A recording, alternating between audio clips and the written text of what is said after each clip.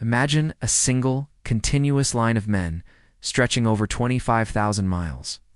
That's how many soldiers became casualties during the Battle of the Somme in 1916. For over 4 months, Allied and German forces were locked in one of the deadliest battles in human history. The result? A few miles of ravaged, muddy earth. Why? Why did millions fight and die for what seems like nothing? Today, we're diving deep into the trenches of the Somme to understand the strategy, the sacrifice, and the brutal reality of this infamous World War I conflict. This is the story of a battle that scarred a generation and forever changed the nature of warfare. To understand the Somme, we have to go back to early 1916. The Western Front was a stalemate. Miles of trenches stretched from the Swiss border to the North Sea.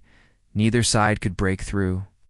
The Allies, primarily Britain and France, knew they had to launch a major offensive to relieve the pressure on the French army, which was bleeding dry at the Battle of Verdun. The plan was forged at the Chantilly Conference in late 1915, a massive, coordinated attack. The location chosen was the Somme River Valley in northern France. It was where the British and French armies met, making it a logical place for a joint operation. The British commander, General Douglas Haig, envisioned a decisive battle. He believed in the big push, a massive, overwhelming assault that would shatter the German lines and lead to a breakthrough.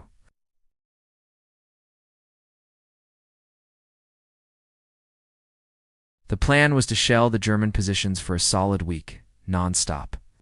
This bombardment was meant to do everything: destroy the German trenches, obliterate the barbed wire defenses, and demoralize the defenders to the point of surrender. The British infantry, it was believed, would then simply walk across no man's land and occupy the empty, pulverized German trenches. It was a plan that looked good on paper, but it had a fatal flaw. It catastrophically underestimated the enemy.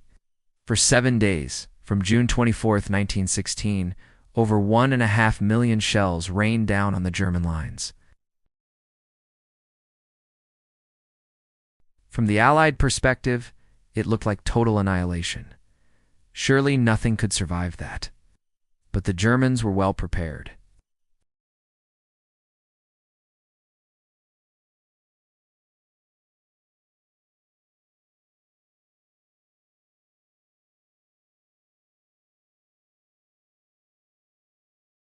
Even worse for the Allies, the shrapnel shells used by the British were largely ineffective at cutting the thick belts of barbed wire.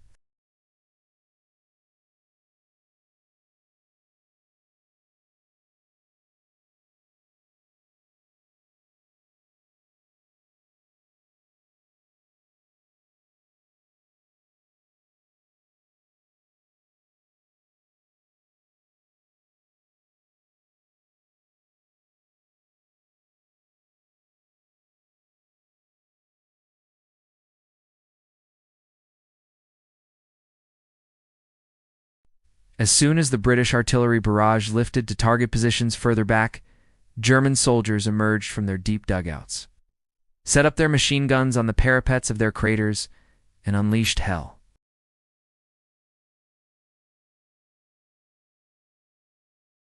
By the end of that first day, the British Army had suffered over 57,000 casualties, including more than 19,000 killed.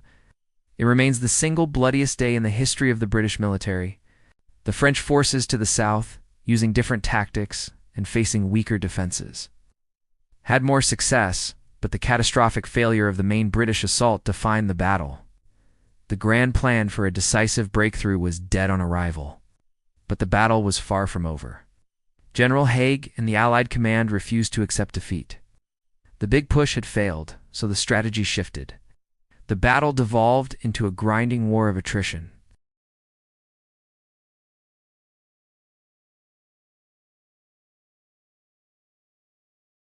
For the next 4.5 months, the fighting continued with relentless ferocity. It became a series of smaller, yet incredibly brutal attacks on specific objectives: a ridge, a small wood, a ruined village.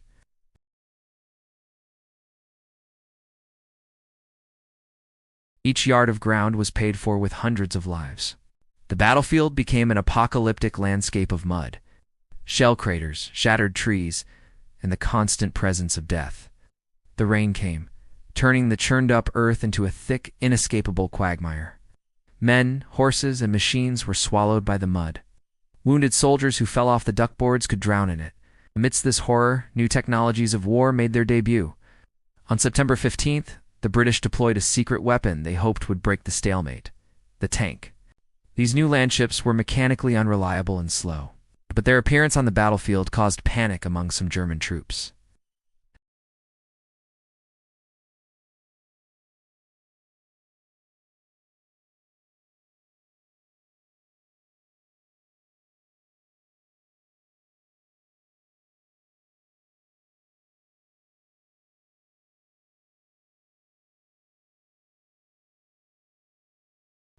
The Somme was a crucible, forcing military technology and tactics to evolve at a terrifying pace.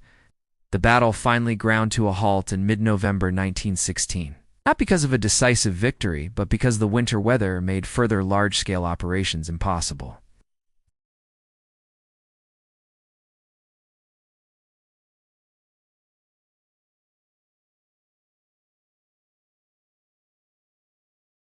It's a number so large it's difficult to comprehend. The battle is often criticized, especially General Haig, as a pointless waste of life for a negligible gain of territory. He was labeled the Butcher of the Somme, but is that the full story? From a purely tactical perspective, the Somme was a bloody failure. The breakthrough never happened. But strategically, the picture is more complex. The offensive did succeed in its original goal of relieving the pressure on the French at Verdun. The German High Command was forced to divert troops and resources away from Verdun to meet the threat on the Somme, which helped the French hold on. Furthermore, the battle inflicted irreparable damage on the German army.